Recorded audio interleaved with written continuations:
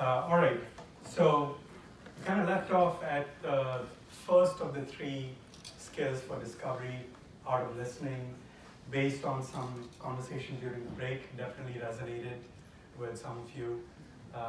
Again, I think of it as sort of the low-hanging fruit. It's so easy to do, but it's so effective. The next is the art of interviewing. So once you've kind of cleared the clutter, you've cleared the space, you're now ready to listen and ask questions. That's where this comes in. A lot of us have a question bank to draw from, right? So a company gives us some, we come up with other questions on our own, we kind of keep that up to date. But what I found is it's not as important what you ask, but how you ask it. And you may get completely different responses for the same question at the background, but the way it's asked. And I'll demonstrate it in a bit. But I wrote a blog post about a few months ago. I sent a PDF to Akshat, so he's going to circulate it in Slack afterwards. So you'll have that write-up with you. But what I covered in that blog post was 6 tips to reframe your boring discovery questions. And the 6 tips are: start with a compliment, mix close and open-ended questions, ask for a story, use extremes, as in use extremes when framing your question. Don't ask why too much. So I know there are the 5 whys and ask why and all of that, but based on what I've read and what I've experienced, when you ask why too often, it puts the other person in a defensive position. So they feel like they've done something wrong. They're being interrogated. And the last is what has changed, right? And that gets you to that compelling event or why this person might be interested in collaborating with you. So I'll go over one of these as an example, and you can read through the rest later on. So I need a volunteer, somebody who's a parent in this room. Eric.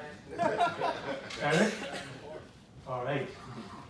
You're the volunteer. I'm going to put you on the spot. Yeah. So, Eric, can you tell me 3 qualities of good parenting? 3 qualities of good parenting. Feeding your children, caring for them, helping them grow. Okay, good answer. I'm going to ask another question. Eric, can you think of a time in the recent past where you felt like you had a breakthrough moment with your child and you felt like, yes, I've been a good parent today? Can you go back to that and talk about what happened? Yeah, I'd say the most recent one is my son just turned 4, so we just had his birthday party, and I think just seeing him kind of interact with other kids, whether it's, sharing a toy or helping them up the slide or something like that, it's just like kind of those little moments where you're just like, okay, he's, showing he's a good person. And so, was there something new in his experience that you felt like he had not gone through before? At that point in time, so what made it a fun experience for him? For him or for me? For him.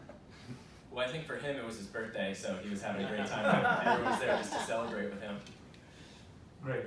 So what was the difference that you as an audience felt in between the response to question 1 and question 2? By the way, can somebody tell me what the 3 things were he spelled out as the 3 things about being a good parent? Well, some of you cannot remember that. I know it. Feeding your kids. It's very important. Feeding. But what was the qualitative difference between those 2 responses? Detail. One had a story. Detail, yeah. Some had a story. It had a story. There's more of a narrative, like a story. Right? more of a narrative. You got him to open up. He opened up, It felt way more personal. more personal, something that he cared about. And it felt like he had dropped his guard. So when I asked him, when I asked you, Eric, what are the 3 qualities of good parenting? You were trying to come up with something intelligent. Yes, I felt a lot of pressure. Right. You were seeking validation. I hope what I'm saying is important to these people, or they feel like I'm giving the right answer. The second one was his lived experience. He didn't have to make up stuff. He was reliving that experience. He could visualize it. He was open. It kind of opened up a room to have a dialogue, to dive deeper. So it kind of went broad and not narrow. The first one was narrow, analytical. The second one used both left and right side of the brain. And so that's the third one, ask for a story.